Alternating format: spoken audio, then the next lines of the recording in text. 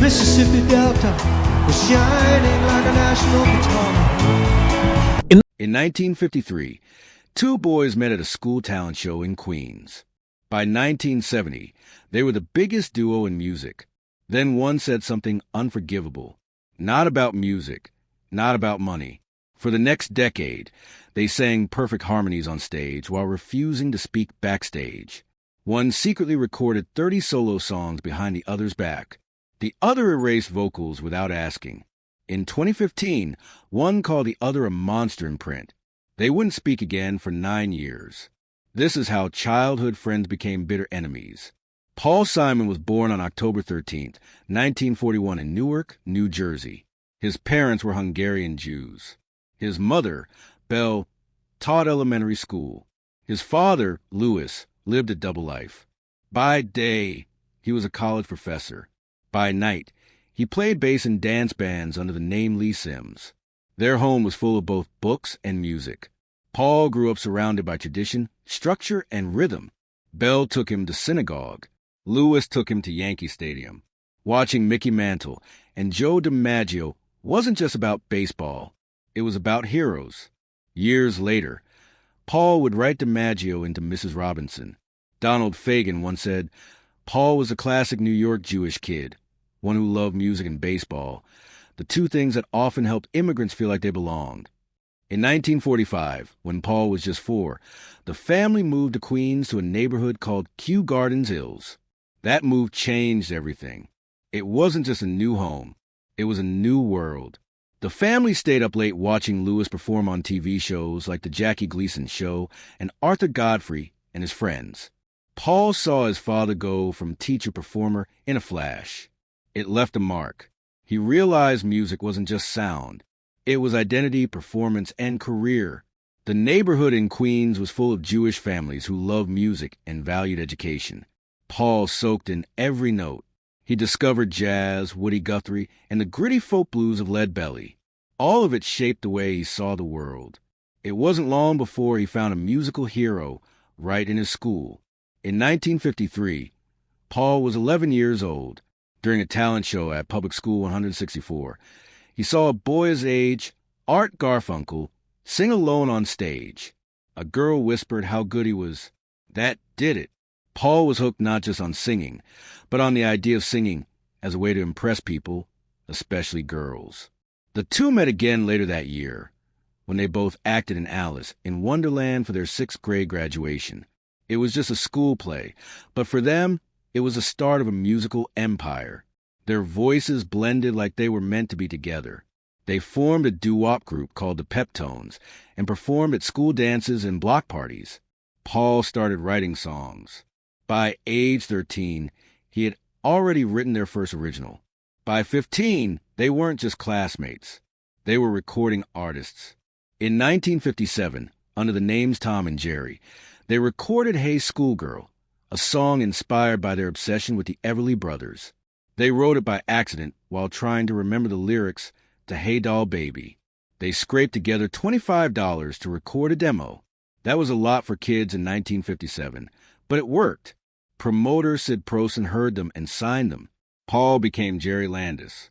Art became Tom Graff. The song hit number 49 on the Billboard charts.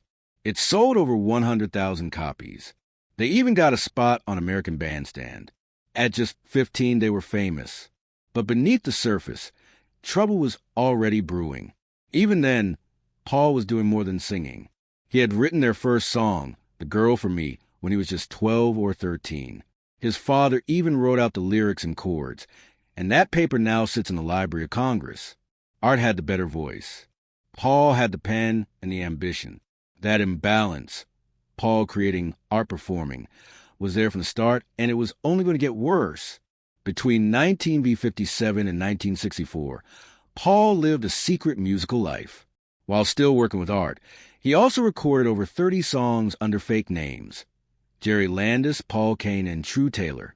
He worked across multiple labels: Amy, Big, Hunt King, Tribute, and Madison. This wasn't just a hobby. Paul was quietly building a solo career behind Art's back. He wasn't just recording his own songs. He was writing and producing for others. By 1962, he was working for Amy Records and producing songs for Doy Daniels, The Vells, and Richie Cordell.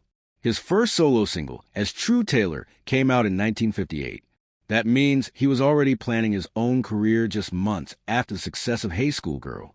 The real damage came when Sid Prosen approached Paul directly, offering him solo deals without telling Art.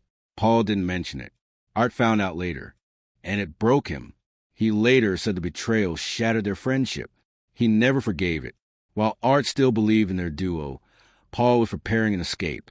That hurt a lot, especially because Tom and Jerry were struggling to repeat their first hit. Paul didn't wait. He moved on. Art only realized what was happening when it was too late. Paul's success without Art made things worse. In 1962, with a new group called Tycho and the Triumphs, Paul scored a modest hit with Motorcycle. It reached number 99 on the Billboard charts. At the same time, he released The Lone Teen Ranger under Jerry Landis. It charted at number 97. These were small wins, but they proved Paul didn't need Art to succeed. The Tycho and the Triumphs project revealed Paul's calculating side, though another singer named Marty Cooper was a face.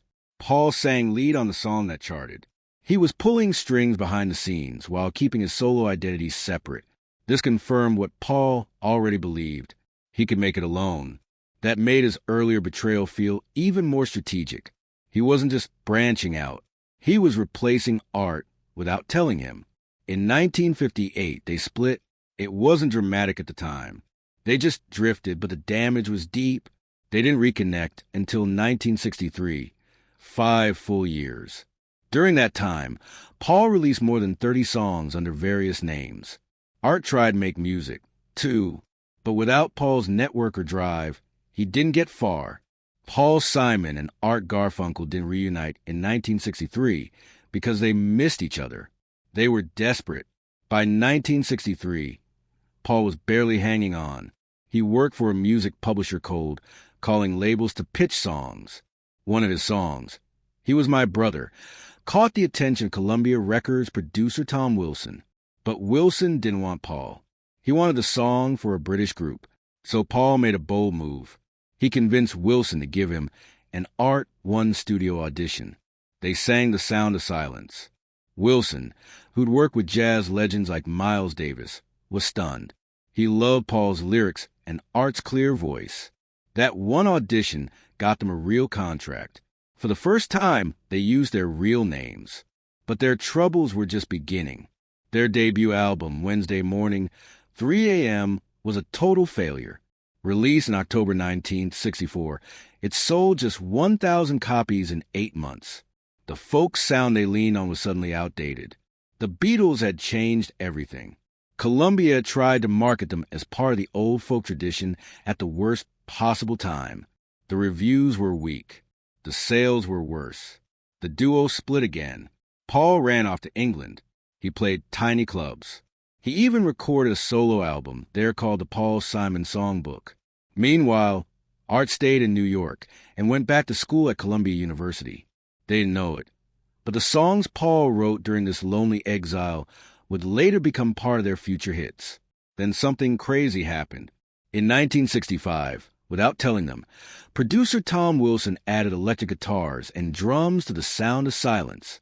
He did it right after Bob Dylan's Like a Rolling Stone sessions. He didn't ask for permission. He didn't tell them. He just released it, and it worked. The remix version started playing on radios in Boston and Florida. Simon found out the wildest way, reading Billboard magazine while performing in Denmark. The song hit number 1 on January 1st, 1966. Paul was stunned. Art called to celebrate, but Paul was shocked by the remix. He hated the rhythm changes. Still, it was a hit. So they rushed back together to record a new album to ride the wave. But something had changed. By 1966, Paul wanted full control. While recording Parsley, Sage, Rosemary, and Thyme, he took over everything. He controlled the instruments. He controlled the sound. He spent months in the studio. Many songs came straight from his time in England. Garfunkel mostly showed up to sing. That was it. The album became a huge success. It hit number 4 on the Billboard chart and sold millions. But Paul started seeing himself as the genius behind it all, and Art was just a voice. That imbalance would only grow worse. Then came The Graduate. Director Mike Nichols used their music in the 1967 film. It made them household names. Mrs. Robinson wasn't even finished when the film came out, but it became a massive hit. The soundtrack went to #1. Their next album, Bookends, helped them stay at the top of the charts for 16 weeks. They won Record of the Year at the Grammys. But with success came cracks. Paul felt like people were giving Art too much credit. Fans assumed Art had written the songs. Paul was the writer, but Art was the one getting the applause. Their manager said it best. They both envied the other. To make things worse, Paul was insecure. Art was taller, more photogenic, and Paul never forgot the time Art joked, "I'll always be taller than you." That stung for decades. Then came the final blow. Mike Nichols asked them to act in Catch 22. Both were cast, but Paul's role got cut. Only Art remained in the film. Paul was humiliated. Art went off to Mexico to shoot the movie. Paul stayed in New York. That separation cracked everything wide open. Paul had expected them to keep working on music. Instead, Art was gone for months. What should have been 6 weeks turned into a year. Their album, Bridge Over Troubled Water, had to be recorded in 2 long sessions, one on November 19th, 1968, and another a full year later. In between, Paul waited and stewed. Woodstock came and went. They couldn't perform. Art was still filming. Paul tried to keep working, but it was never the same. Their creative process had always been built on real-time feedback. 2 voices in the same room. Now, Art wanted Paul to send tapes to Mexico. Art would call back with changes. "No, that part's no good," he'd say. Paul felt like a junior employee. It was degrading. It was never supposed to be like this. Then Art said something that ended everything. He told Paul, "Here's how it'll be. I'll make movies for 6 months, then come back, and you'll have written songs, and we'll do the album." Paul's answer was short. No, that's not going to happen. He wasn't just rejecting a plan. He was rejecting the whole idea of being someone's hired songwriter. Paul had always written the songs, run the sessions, crafted the sound. But Art was the one fans cheered for. At live shows, when Art sang Bridge Over Troubled Water, the crowd went wild. Paul would stand in the background thinking, "That's my song, man." The final sessions for Bridge Over Troubled Water were lonely. Paul was alone with the band and the producer. Art was in Mexico. Even the instruments of the title track were recorded in California just to make it easier for Art's travel. But when the time came to sing it, Art did it solo and got the standing ovations. That album would become their biggest success and their last. When Simon and Garfunkel split up in 1970, most people thought Paul Simon would bounce back easily. After all, Bridge Over Troubled Water had just become a global hit, topping charts for 6 straight weeks. But deep down, Paul was scared. That fear pushed him to take risks. In January 1972, he released his first solo album, simply titled Paul Simon. One of the songs, Mother and Child Reunion, was inspired by a chicken and egg dish on a menu. But the real twist was the sound.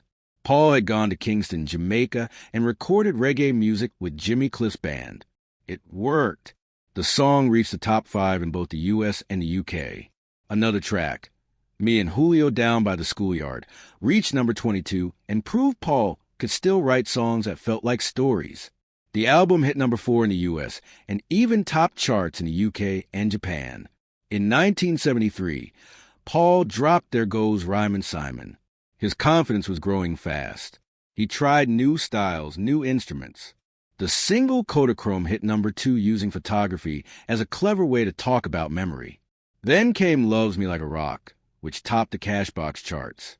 He brought in the gospel group Dixie Hummingbirds for backing vocals, something he'd never done before. The song American Tune wasn't a big chart hit, but it touched a nerve. It borrowed a melody from Bach and captured the country's post-Vietnam sadness in just a few verses. That album hit number 1 on Cashbox. 2 years later, in 1975, Paul released Still Crazy after all these years. This was his darkest work yet.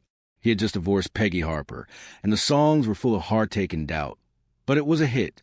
The album reached #1 on Billboard, won Album of the Year at the Grammys, and earned Paul the award for Best Male Pop Vocal.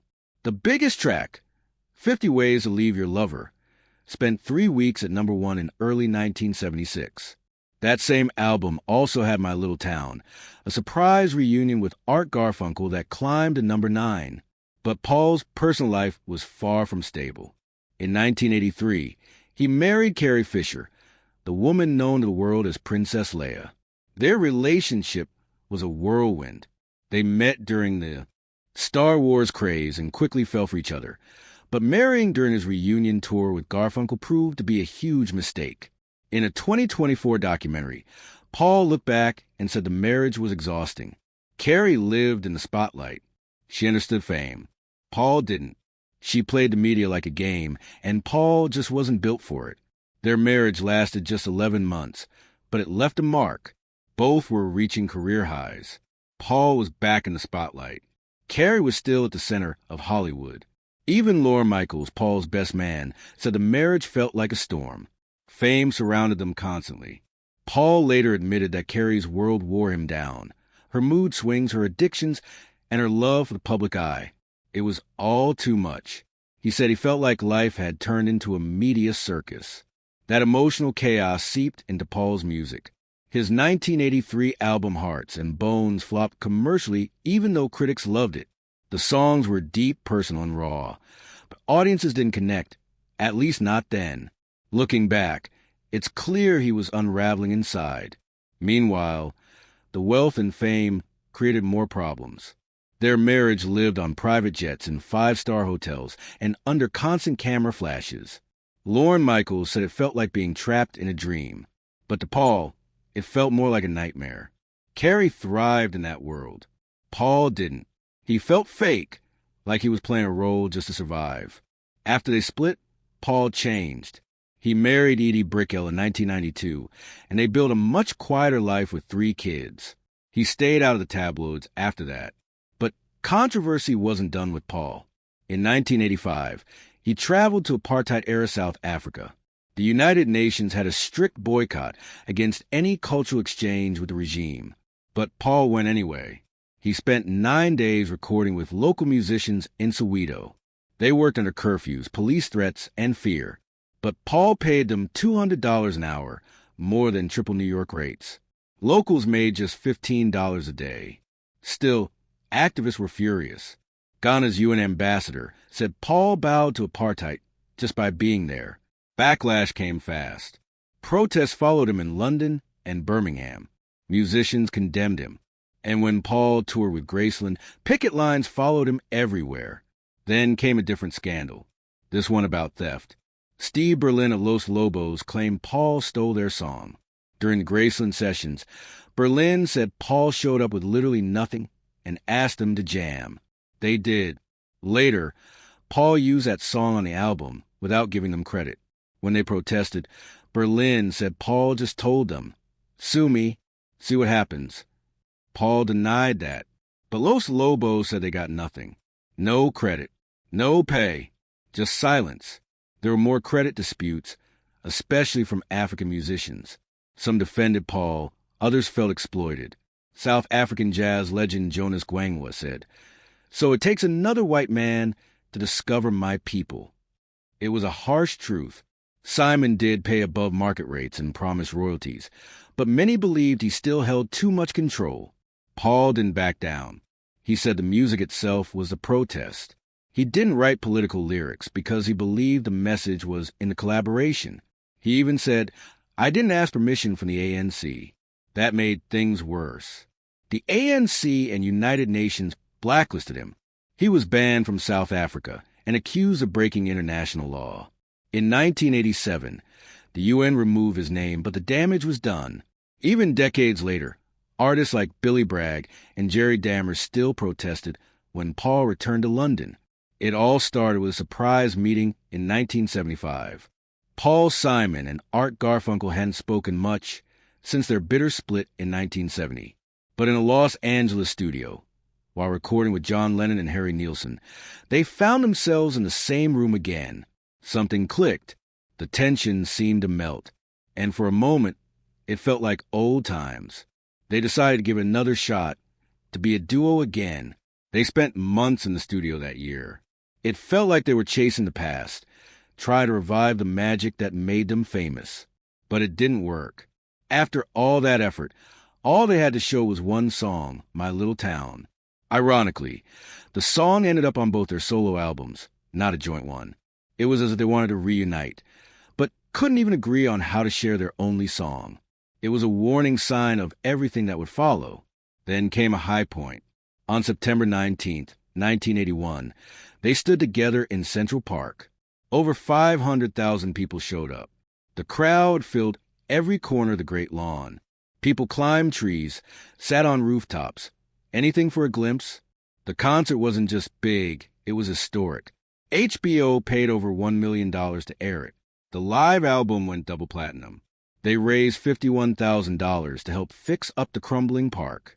Old albums climbed the charts again. It felt like the world wanted them back. But behind the scenes, things were already starting to break. The success led to a world tour in 1982. That should have been their big comeback. But instead, it exposed just how badly they clashed. They stopped speaking. Not just arguments. Complete silence. Every night they'd sing perfect harmonies, then walk off stage and go their separate ways. They weren't even pretending to get along. The song sounded like unity. The reality was cold. They tried to fix it before the tour. Honest talks, promises, hopes. But once they hit the road, the cracks got worse. They couldn't even sit in the same car. Fans saw the show, but behind the curtain, it was a slow-motion collapse. In 1983, things got even uglier. They were working on an album called Think Too Much, their first since Bridge Over Troubled Water. Garfunkel recorded vocals for several songs. They planned it as a full Simon and Garfunkel record, but Paul changed his mind. He decided the songs were too personal, especially the one about his relationship with Carrie Fisher. Without telling Garfunkel, he deleted Art's vocals, re-recorded everything, and released it solo under a new name, Hearts and Bones. Garfunkel was crushed. He had been there the whole time, helped shape the songs, put in the work, and then he was cut out. No warning, no discussion, just erased. He later called it betrayal. And from that point on, they were done making music together. In 2010, there was one last chance. A reunion tour was planned.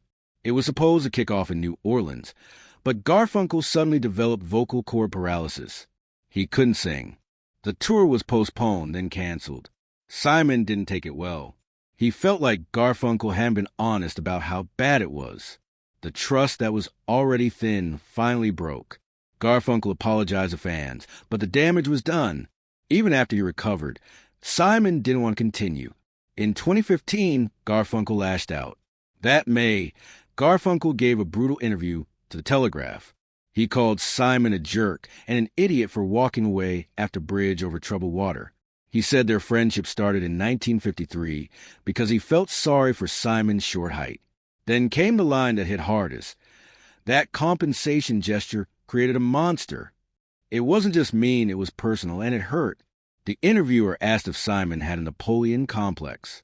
Garfunkel didn't hesitate. I would say so. Yes. Coming from a lifelong friend, it was devastating. He even said George Harrison once told him, "My Paul is to me what your Paul is to you." The Pauls sidelined us. It wasn't just an insult. It was a comparison to another famous feud, and it made things worse. Simon stayed quiet first, but when he finally responded, he didn't hold back. In a 2016 interview, he said, "We don't get along. It's not fun. No warmth, nostalgia, just finality." He had moved on. By 2018, he was talking like a man at the end of his road. "I'm finished," he said. "I haven't written a new song in a couple of years." The old energy was gone. Whatever creative fire they once shared was now ash. After that, they didn't speak for nearly a decade. From 2015 to 2024, it was complete silence. Not one call, not one email. Two old friends, now in their 70s and 80s, drifting in total estrangement. That silence only broke by accident when Garfunkel ran into Simon's son, Harper, in their apartment building. It led to a reunion lunch. Garfunkel asked, "What happened? Why haven't we seen each other?" Simon answered quietly, "An old interview. You said some stuff." During those quiet years, Simon faced struggles of his own. In 2023, he released 7 songs, a 33-minute acoustic album he called his most personal work. But behind that was something more serious. He had lost nearly all hearing in his left ear. Only 6% remained. Doctors couldn't explain it. It happened after a bad case of COVID-19 in 2022, which also left him physically weak. He admitted he couldn't sing "You Can Call Me Al" anymore. "That's gone," he said. "I can't do that one." It was heartbreaking. A man who built his life around music, now losing the ability to perform it. In November 20th, 24 on CBS Mornings, Simon said he felt angry, frustrated, trapped in silence, both in his ear and with the only person who had shared his rise to fame. A silence filled with missed chances, burned bridges, and a friendship that had once changed the world. They had started as 2 boys from Queens, singing into school microphones, dreaming of something bigger, and they had reached it. But somewhere along the way, the friendship fractured, the music stopped, and the silence grew louder than any harmony they ever sang.